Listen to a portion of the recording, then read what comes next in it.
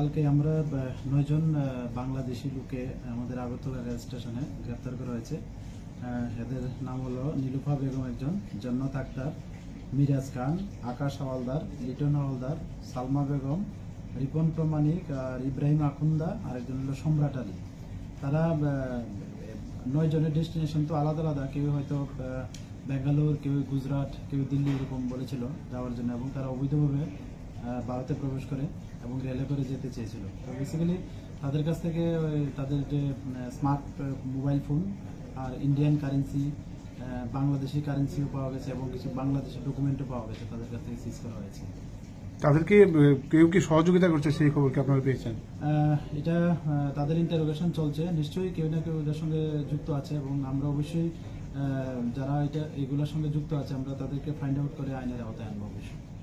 তাদেরকে আজকে আদালতে পাঠানো হবে? হ্যাঁ, আজকে মহামান্য আদালতে প্রেরণ করা হবে। কতদিনের রিমান্ড চাওয়া হবে? এখন তো ইন্টারোগেশন চলছে, দেখি আমরা এটা কতটুকু আমরা তাদের কাছ থেকে পেয়ে ওইটার বেসিসে আমরা রিমান্ড চাবো।